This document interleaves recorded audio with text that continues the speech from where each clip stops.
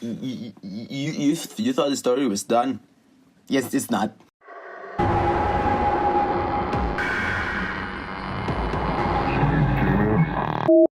I haven't updated in a while. Sorry about that. But here's part 3 of the story. I hope you enjoy it.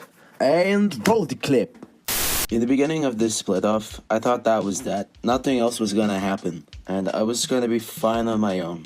But that's not what ended up happening at all. I'm gonna tell this as best as I can because a lot of it is a really big blur. So excuse me for my faded memory and sequential filling in of the holes. She began visiting my page a lot. Under normal circumstances, this would be a whatever type situation. I'm pretty sure she came by every day just to see what I was up to and to make sure I stayed quiet. On top of that, she was very quick to begin slandering me publicly, pretty much to anyone who would listen.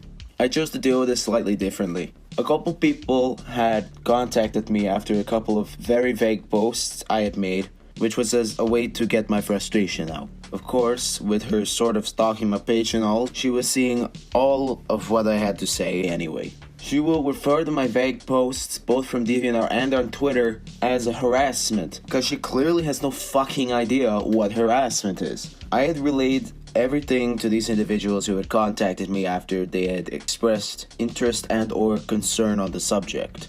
I'm not gonna read out these messages because these people are not involved, and it would basically be the same rundown of information I had provided to you in my last couple of videos. For the months of October to December or January, things were much like the 1960s relationship between the USA and Russia. Things were chillier between us than a dead man in the Arctic. Eventually, I had confronted her regarding some intellectual property, and she went completely smartass on me. Okay, so I know you have no desire to talk to me, and to be honest, neither do I with you. But this has been crossing my mind a few times over the past little while, and I'm not wishing to fight with you, nor am I begging you to come back because I realize I don't need nor want you in my life anymore, for at least a little while. But my question is hope still yours? Do you want him? Do you want her, him, it? I know you can't respond right away, but a response at some point would be expected. If you delete this, I'll just take it as a go ahead and keep him. I only request clarification. He's mine. So is Yuma as well. Good luck with that illness of yours. Which, by the way, she wouldn't have known that I was very sick unless she was stalking me. Which she still completely denies, by the way. And so the Cold War continued. But this is where things started to kind of get interesting. I came in contact once again with the girl Sid was dating at the time, and we became friends on the down low. For the purpose of protecting her identity, I'm going to call her Emma. I don't remember how we came into contact once again. I think I had her phone number in my phone, and I just said hello over text message or something. Anyway, it turns out that there was a lot of pressure being put on her by Sid, and it was beginning to become quite uncomfortable. I did what I could to lend her a hand, but even knowing this information, neither one of us could have been prepared for what was coming. She had told Sid that she had forced her to block me on all social medias so that I could not communicate with her. I guess she forgot that phones existed, considering she didn't have one to call her own. Or perhaps she didn't know that Emma and I had exchanged numbers before. In January of 2016, I was at a bad movies party with some friends when Emma had contacted me in distress, telling me that things were going downhill fast and that she was beginning to panic. I wish I still had the text conversation between us, but unfortunately I've lost the entire chat log sometime between January of that year and now. To simplify it, she had told me that Sid was threatening self-mutilation and or suicide if she left her. Something that she had apparently done quite a bit. Now, this is the behavior you would expect from like a 13 or 14-year-old girl trying to garner some attention from schoolmates on Facebook or MySpace, but certainly not from someone who was on the fringe of aging up into adulthood. For a little extra added context, this was right after Sid, Emma, and Emma's now fiance had ended a month-long dysfunctional polyamorous relationship, Sid being the one who was booted out by the other pair. And she clearly wasn't satisfied with that decision. She continuously complained to Emma about it, begging to be reinstated into the relationship, leaving the other two emotionally restless in the situation. This got to the point where Emma had to block her on all social media temporarily. All in all, it was a complete shit show. Shortly after, however, Emma had contacted her with the intention of enacting a civil discussion reflecting back on what had taken place. The suggestion of remaining friends and acting as if the relationship had never happened was thrown around but never stuck. Okay, let's talk. Calmly. Insults left at the door. Neutral ground. Let me just explain my reasoning before I go away. I won't insult you. Never have. Never will. However, as far as I can see now, you tricked me and betrayed me like a wolf in sheep's clothing. And you, leaving, when did you ever come? You were never there, not when I needed you. Let's have one last Skype call. I despise this texting, and I want things done my way in this sense, if you please. And don't call me Sydney. And of course, after this Skype call, Emma was completely dragged back into the situation again. And then during this time, Sydney also continued stalking me on both my DeviantWHY and my Twitter page. She would make little ranty journals about anything and everything that I say, even if it's not about her. And it became to the point where I didn't even really want to post anything on either platforms. In fact, I even changed my Twitter handle so that she couldn't find me anymore. Then I eventually confronted her in February of that same year about it. And be forewarned, this message is fucking cringy as shit, and it devolves into arguing again, just like every fucking message. There is nothing for you on my page. Stay off it. Thanks. And she responds to that with, Go fuck yourself, bitch. Just very mature. Yes. Oh, you destroyed me. Oh, my feelings are shattered. You told me to go fuck myself. Well, guess what? I already do that. Look, you're taking all this way further than you need to. You're losing friends because of it. You're scaring me and other people, and people are realizing what you're doing. My heart races every time I see your name and or your icon, because I'm terrified of what you may be doing in terms of anything related to myself, other people, and yes, even yourself. I've tried to make things very subtle for you, to make my little notions of leave me alone only so you would recognize them and know who they are about. This little act you're putting on is only going to drive all your friends away from you. You scare me. You're the one thing that's making my paranoia act up the way it does. And it's to the point where I panic every time I get mail. I'm afraid somehow you'll find my address, you'll try to find me and kill me. That's the severity of this situation.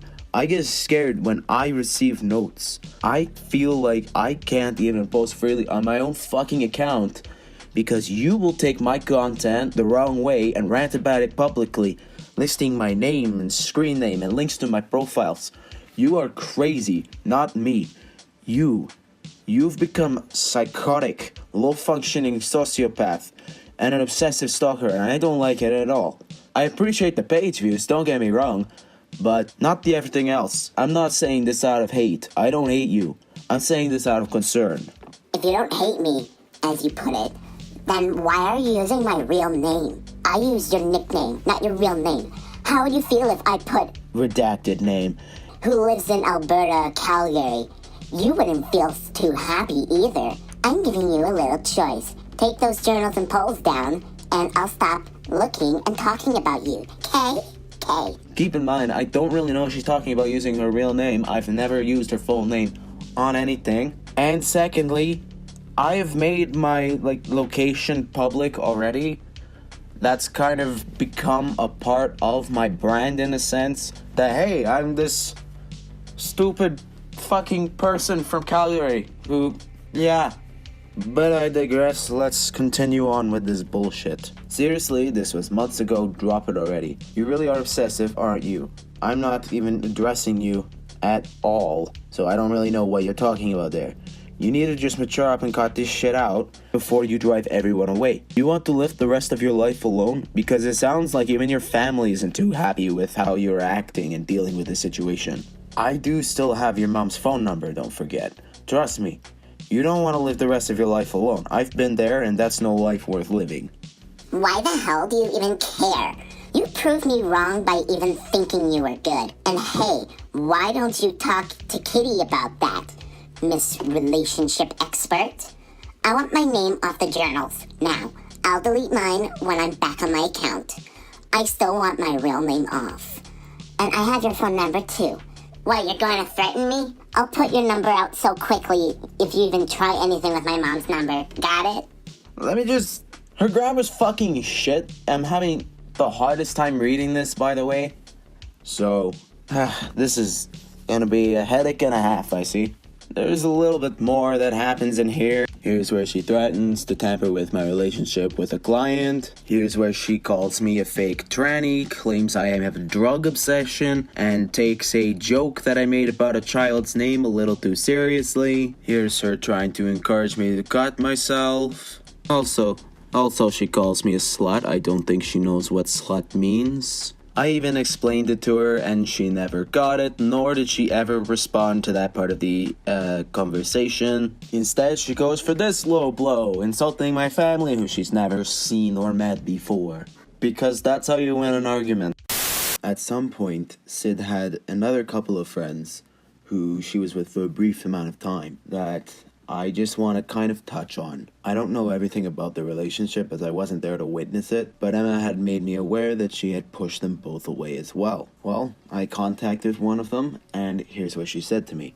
It didn't take me long to realize she was toxic. I mean, she insulted both myself and my best friend, so I saw she did. She was fairly abusive towards me as well. She sent me death threats and multiple times told me to drink bleach simply because she didn't agree with me. She abused her partner after I ditched her because she didn't have me to shit on anymore. In my journal about clicks, I just kind of gently scraped the surface about the issue, but I plan on making a very in-depth video for YouTube talking about it. Wow, I knew she was despicable, but that is low. Can't wait to see the video though, yo. Maybe people will learn just how bad she really is. Unless it deleted itself, I have the entire original conversation saved on my old Skype. And yeah, she was quite ruthless.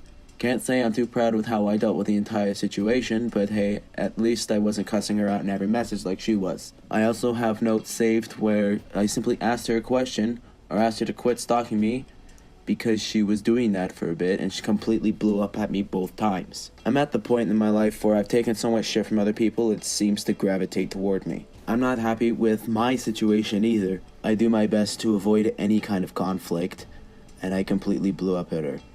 Not to mention how badly I panicked afterward. But I can definitely relate to the last sentence. I've already dealt with 2 toxic people in the same month. I'm already a fairly antisocial person, but when I constantly have to put up with shit like that, it makes me less want to let people in. You know what I mean.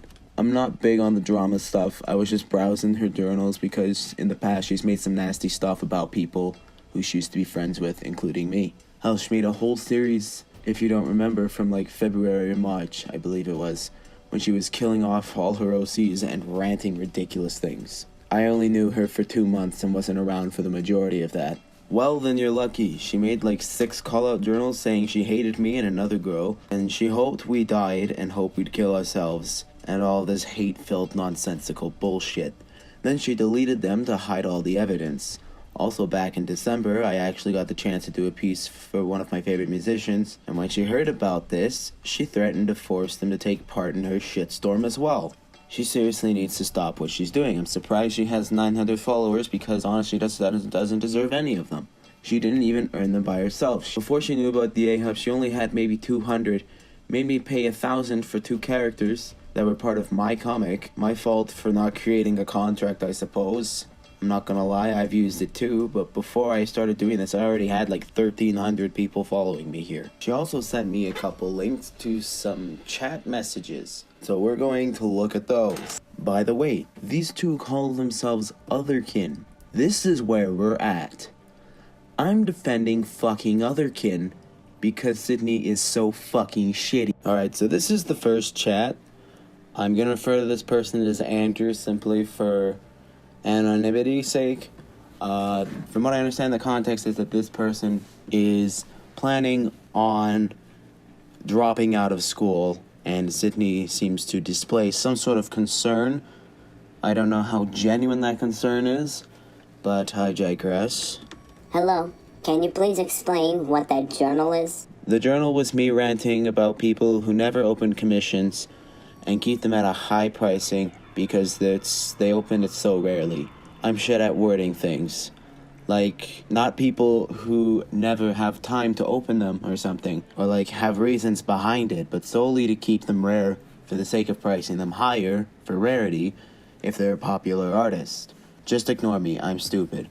By the way, this chat log, and I think the next chat log as well, is from Sydney's device.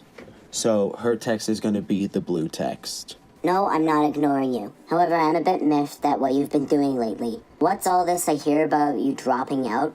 Oh. You realize this will make your life harder, right? My anxiety has gotten infinitely worse to the point where I have to sleep off the panic attacks for multiple hours, so I just can't function at school anymore. It's only going to be a year before I start the GED classes too. As someone who suffers from severe anxiety attacks daily, I think you need to buck up and push past it. GED doesn't equal high school diploma. I know. You are going to find it extremely hard to find a job, and will make your life 1,000 times worse, dude. But when my anxiety literally keeps me from walking and has made me pass out, I cannot function.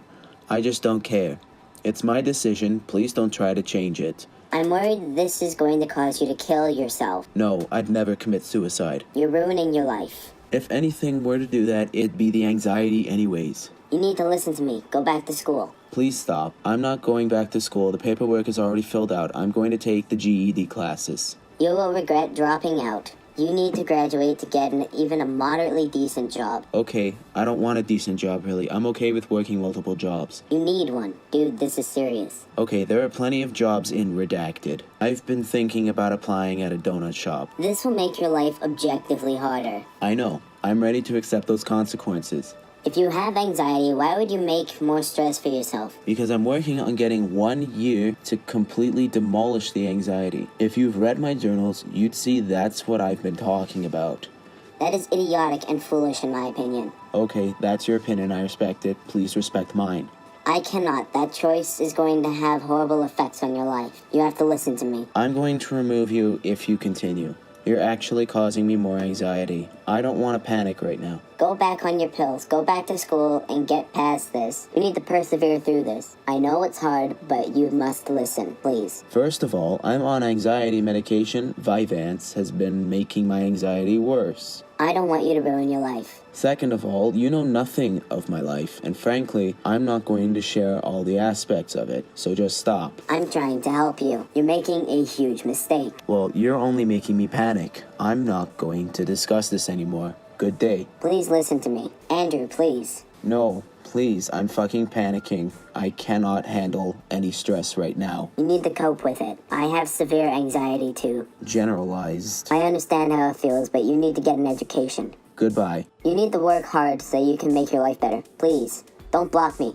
Listen to what I'm saying. Andrew. And here we come to the second chat log coming from the same person who I was messaging over DeviantWHY. I'm going to refer to her as Caitlin for the same reason of anonymity. I believe this is a continuation of the previous conversation, but with this other person now. Dude, you were kinda making Andrew freak out. How? I was telling her to go back to school and get her life back on track. First of all, that was a misgender. Second of all, I don't blame him for dropping out. I know how debilitating anxiety is and how badly school affects that anxiety. Oh fuck, I'm sorry I misgendered someone who was about to ruin their lives. Gender is the last thing on my mind. Also, it's not like I don't understand this. I have severe anxiety and I have powered through school. Also, why is that the first thing you tell me? Because that matters right now. When he's about to ruin his life. That shit matters right now. That's my best fucking friend you're talking about here. Of course it matters. Obviously, you don't know him that well, nor do you care. Anxiety affects everyone differently, which I thought you would have known by now. Oh, and by the way, he's not dropping out forever. He was talking about maybe getting homeschooled instead. But hey, it's not like you fucking care, huh? If I didn't care, I wouldn't have talked to him. Also, you met him through me, and you've been friends for 2 months. How are you so buddy-buddy? You've known him for as long as I have. I care about him, and if they make stupid decisions, I will call him out for their shit. This is what he had to say. Because you aren't a fucking jerk and I love you. Maybe it's a stupid decision for you, but not for him. That makes no fucking sense. How is this not a stupid decision? This is not getting over a cold or taking a vacation. This is ruining your life. He says he doesn't care, but when he realizes this... You're right. It's not getting over a cold or taking a vacation. It's his fucking mental health at stake here. Sure, dropping out may not be the best decision, but I support him. But if it adds to his stress and potentially ruins his life, a real friend would tell him how it is and try to steer him on the right track. Well, you know what? Why don't you try sticking to your own goddamn life for a change and stay out of everyone else's? Is that all you can say to me? I can say the same to you in the same context. Andrew has a mother and doesn't need us to baby him. He doesn't need us to cry or write in those journals. That's what parents and therapists are for. You're a hypocrite, you know that? You're the one who started this by trying to mother Andrew. So if you're gonna tell anyone that, maybe you should stand in front of a mirror and say that. Besides, there's a reason why there's that fancy little unwatch button on his profile page, you know that. I don't think it should matter whether he vents in those journals because he has legitimate problems, and he has every right to ask for advice or just vent in general. How am I a hypocrite? I'm not babying him. I gave him actual advice and said, don't fuck up your life. Whereas you have said, oh, everything is going to be okay. Drop out of school, that's fine. I can say the same mere bullshit to you. Call me, let's have a little hash out. No yelling, just educating, dear. Fuck no, I won't call you. You're obviously not worth talking to. Okay, have a nice life, you crazy otherkin motherfuckers, lol. Go yiff yourself into a coma, you fucking furry. I tried helping you, but fuck that, lol. Oh wow, you finally acknowledged that you lost. That must be why you're lashing out, huh? No, I've just given up on you. You aren't worth my time or stress anymore. Huh, that's funny. I thought I was making a video about Sydney's bullshit. How did this turn into r/nice girls? I'll have to do one of those at some point. It could be fun. Let me know if you want to see that. Now, according to Caitlin, she and her friend actually did come out to Sydney about this otherkin thing, and the two of them knew it was going to be really hard to come out to her about that because they knew that she didn't really believe in that. So they actually kind of like trusted her to not be angry about it, and she completely let them down. Now again, otherkin is fucking crazy, but I mean, like, this is just really shitty behavior on Sydney's part. There is a better way to tell someone, hey, that's kind of stupid, I don't agree with that, maybe you should go get help, than lashing out at them like that. But that's just me. That's just, you know, whatever. I can't recall a date, not even relatively outside of it was 2016, but I'll put the note in here when it comes to editing time. Sometime in the middle of the year, I'll say Sid pulled a 180 on me and began following me on DeviantWHY and Instagram again. And I happened to be talking with a friend from home over Skype, and she advised me to ignore it. But curious me couldn't help but investigate, so I ended up responding to her. After a little bit of back and forth banter, we had planned a time to call after work one night. I remember, like, in this call, she didn't seem to really take it very seriously, especially considering the first thing she wanted to do when I got on was talk about Steven Universe for close to half an hour. And even after that completely out of left field conversation had come to an end, we never really got onto the topic in which the call was made specifically to address. In the end, things were sort of patched up. But a burst pipe can't be sealed with duct tape forever. At some point, it just needs to be thrown out and replaced. Things didn't necessarily go back to normal, though. It really just felt like what I would imagine returning to your dead grandparents' home that you used to spend every summer as a child at for the first time in 20 years. It was just a hollow shell of what it used to be. I essentially became her free personal therapist, as she told me her mother no longer had the funds to afford one. It became this situation where if she needed someone to talk to, I had to answer her right away, but she wouldn't dare think of providing me with the same courtesy. She would always complain about how she misses Emma and Emma's girlfriend, and how she also hated Emma's girlfriend. Anytime she called, she never wanted to have a casual discussion about whatever happens to come up.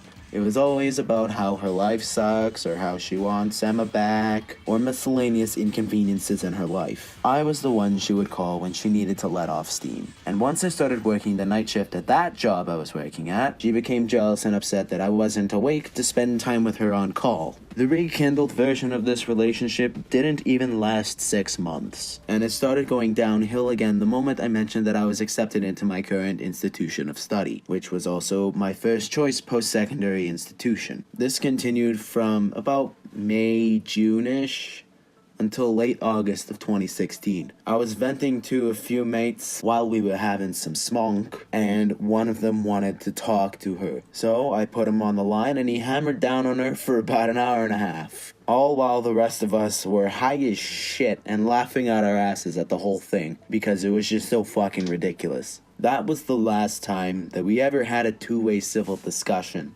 And shit only got worse from there. That is where I'm gonna end this part of the video. Be sure to, like and share it with your friends if you enjoyed it. Hit that subscriber button and the bell notification so you don't miss any more videos after this. And I hope you guys are having a good day or night. Time zones are weird, and I'll see you in the next video.